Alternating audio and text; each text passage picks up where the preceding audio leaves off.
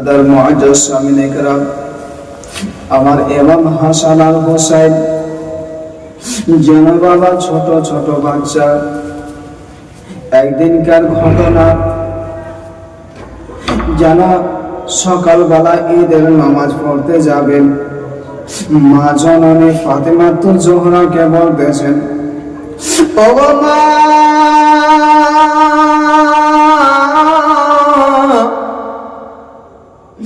আগামী কালকে যেন ঈদের দিন রয়েছে গো মা, সমস্ত লোকেরা নতুন নতুন পোশাক পরিধান করে ঈদগাহ ময়দানে ঈদের নামাজ পড়ার জন্য যাবে। আমার ইমাম হাসান আর হুসাইন রাদিয়াল্লাহু তাআলা আনহুমা, দুই ভাই যেন বাবা চোখের পানি ছেড়ে ছেড়ে বলতেছেন, মা গো, আমাদের জন্য নতুন পোশাক কোথায় গো মা, আমাদের নতুন পোশাক দেবেন না? মা ফাতেমাতুল জোহরা রাদিয়াল্লাহু তাআলা আনহা যেন বলতেছেন, ও বেটা ইমাম হাসান আর হুসাইন, বেটা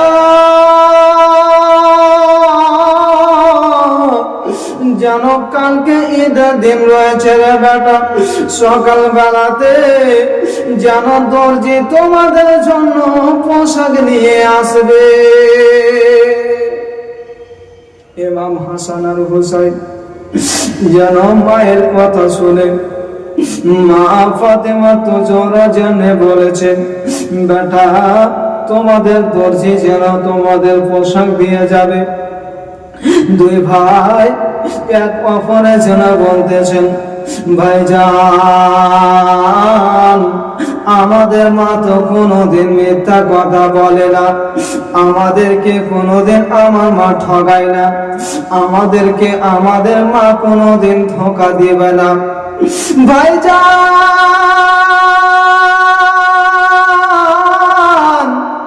ইমাম হাসান আর হুসাইন এক অপরে যেন আলোচনা করতেছেন, যেন আমাদের মা তো কোনোদিন ঠকা না, আমাদের মা তো কোনোদিন আমাদেরকে ধোঁকা দিবে না।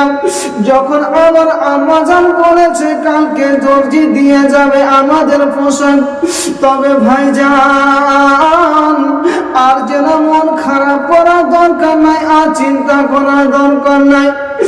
যেন রাতটা অতিবাহিত হয়ে গেল, সকাল বেলাতে ইমাম হাসান আর হুসাইন দুই ভাই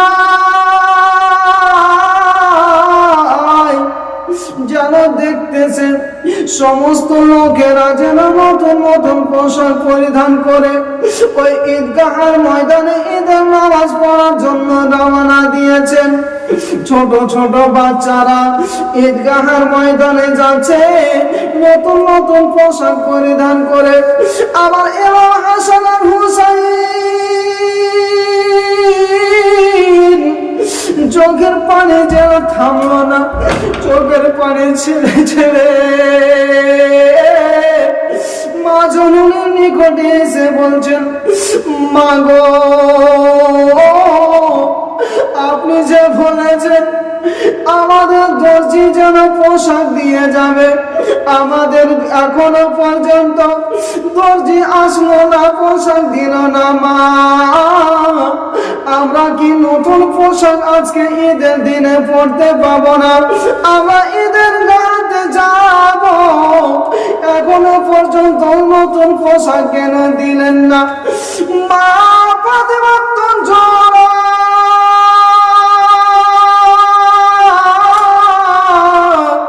রাদিয়াল্লাহু তাআলা আনহা যেন ইমাম হাসান আর হুসাইনকে বলছে, ও বেটা ইমাম হাসান আর হুসাইন, ও আমার কলেজার টুকরা, ও বেটা তোমরা যেন চিন্তা করো না বেটা, তোমরা ধৈর্য ধরো, সবর করো রে বেটা, তোমাদের জন্য দর্জি যেন পোশাক নিয়ে আসবে। বলে মা আপনি তো বলছেন পোশাক নিয়ে আসবে, কিন্তু কই এখনো পর্যন্ত কেন আসে না? সবাই তো ঈদের ময়দানে ঈদের নামাজ পড়ার জন্য যাচ্ছে, মা আমাদের নতুন পোশাক এখনো আসলো না। মা ফাতেমা তো জরা আর যেন সহ্য করতে পারেন না, অন্তরখানা কেঁপে উঠলো, বুকখানা মনে হচ্ছে ফেটে যাবে। মা ফাতেমা তো জরা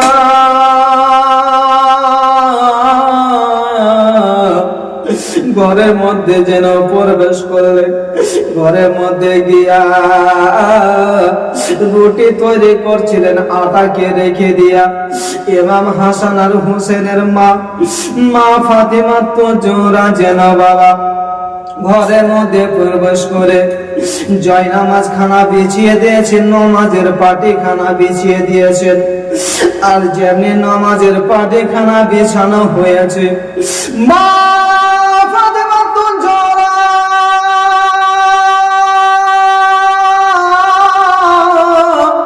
চোখের পানি ছেড়ে ছেড়ে বলতেছে, মাবুদ আজকে ঈদের দিনে আমার ছেলেরা আমার কাছে নতুন পোশাকের জন্য আবদার করেছে, কিন্তু আমার কাছে কোনো টাকা নাই, পয়সা নাই। আমি আমার ছেলেদেরকে কোথায় থেকে নতুন পোশাক এনে দিব গো মাবুদ? আমার আল্লাহ তাআলা আল্লাহ পাকের কাছে যেন মা ফাতেমা তো জোরা রাদিয়াল্লাহু তাআলা আনহা যেন চোখের পানি ছেড়ে ছেড়ে কান্দে আর বলতেছেন, মাবুদ আমার জন্য নয়, আমার ছেলেদের জন্য তুমি যেন জান্নাতি পোশাকের ব্যবস্থা করে যেন আমার ইমাম হাসান আর হুসাইনের জন্য পাঠিয়ে দাও, না হলে আমি যে নাবির পেটি রয়েছে, আমি ইমাম হাসান আর হুসাইনের মা, আমাদের খানদানের যেন দুর্নাম করে দেবে। আমার ছেলেরা বলবে যে আমার মা জননী আমাদেরকে ধোঁকা দিয়ে দিল, আমাদেরকে ড্রেস দিল না, পোশাক দিল না, মিথ্যা কথা বলে আমাদেরকে সান্ত্বনা দিয়েছিল। আল্লাহ গো, হে রব্বুল আলামিন, মাবুদ আমার ছেলেদের জন্য একটু ব্যবস্থা করে দাও, পোশাকের ব্যবস্থা করে দাও। আমার মহান রব্বুল আলামিন আল্লাহ পাক আল্লাহ তাআলা জিবরিল আমিন ফেরেশতাকে ডাক দিলেন, ও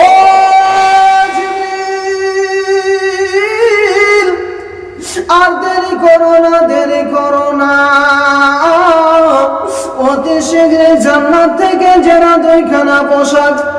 দুইখানা পোশাক নিয়ে নাবির বেটি ফাতিমা তো জোহরা ইমাম হাসান আর হুসাইনের জননী ফাতিমা তো জোহরার বাড়ি চলে যাও, যেখানে আমার নাবির বেটি ফাতিমা ড্রেসের জন্য যেন আমার নিকটে চোখের পানি ছেড়ে ছেড়ে কান্দে। মা ফাতেমা তো জোহরার বাড়িতে যেন হযরত জিবরিল আমিন সাইয়্যিদুল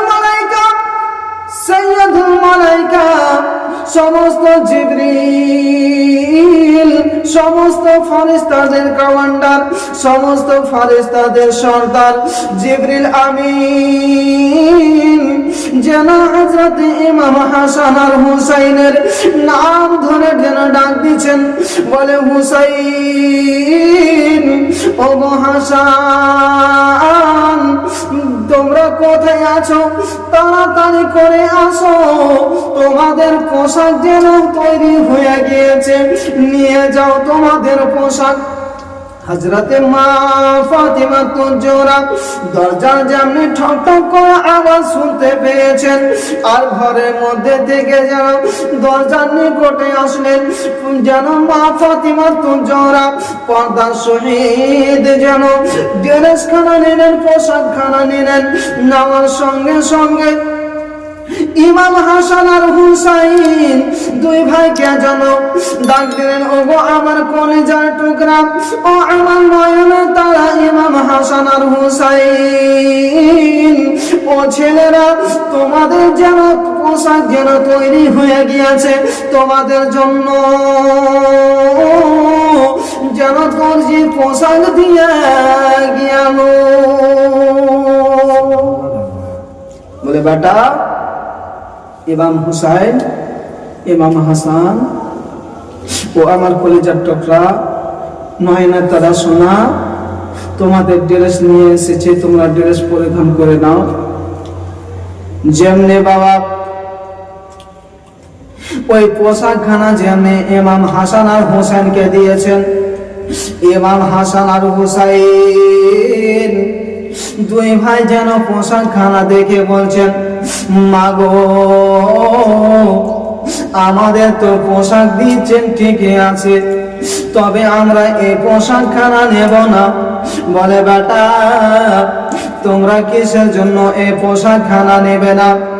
এত সুন্দর পোশাক, সাদা ধবধবা কাপড়ের মতো পোশাক, এত সুন্দর, এত সুন্দর, কিসের জন্য তোমরা নেবে না? আমার ইমাম হাসান আর হুসাইন বলতেছেন, মাগো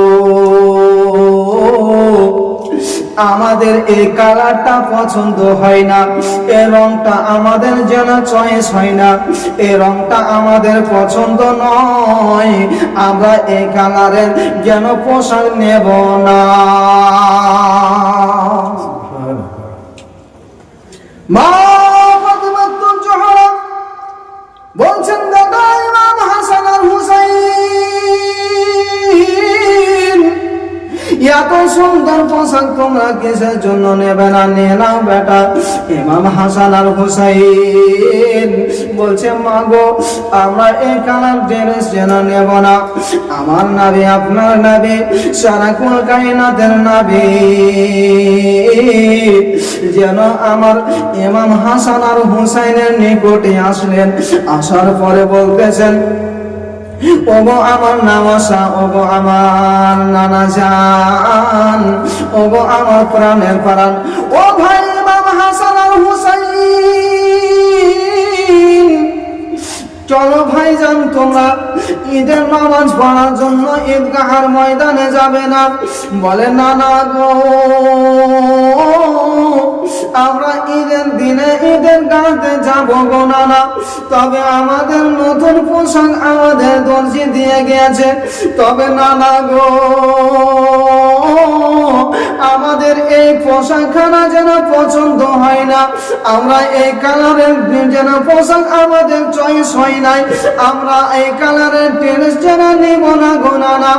আমার নবী, আপনার নবী, তো জাহানের বাদশাহ নবী আমার বলতেছেন, ও ভাইজান তোমরা কেমন কালার পছন্দ করেছো, তোমাদের কালার কেমন লাগবে? মা ফাতিমা জোহরা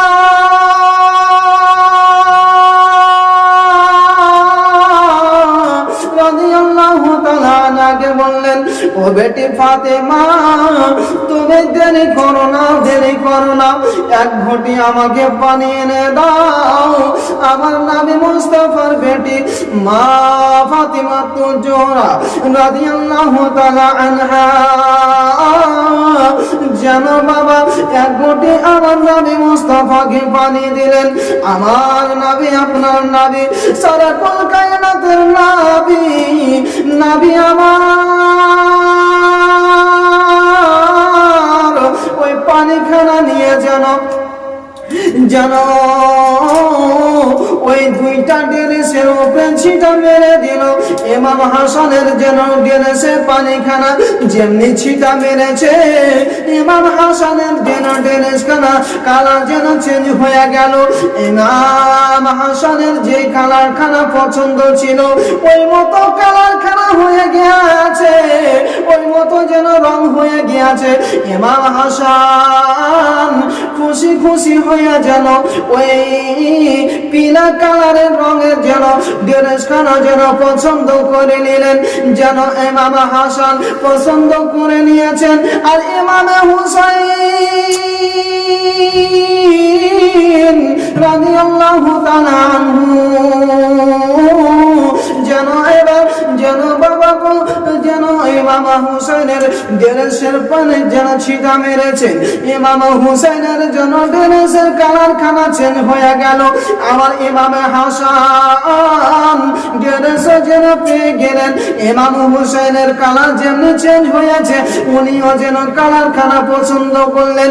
আর ওনার কালার খানা যেন লাল পছন্দ ছিল, ইমাম হুসাইনের যেন ড্রেসের কালার খানা আমার নবী মুস্তাফা যেমনি পানি ছিটা মেরেছে লাল হয়ে গিয়েছে।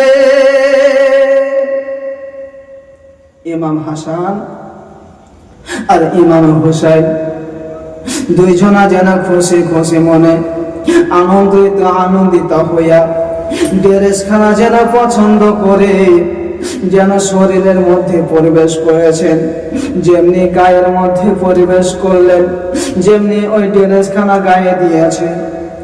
আমার নবী আপনার নবী সারাক্ষণ কায়নাতের নবী যেন আর বুঝতে বাকি থাকলো না। নবীর যেন অন্তরখানা যেন কেঁপে উঠলো, যেন আমার নবী মুস্তাফা চোখের পানি ছেড়ে দিলেন। দুই চোখের পানি জেনে ছেড়ে দিয়েছেন। আমার নবী আপনার নবীর চোখের পানি দেখে মা ফাতিমা জোহরা বলতেছেন, আব্বা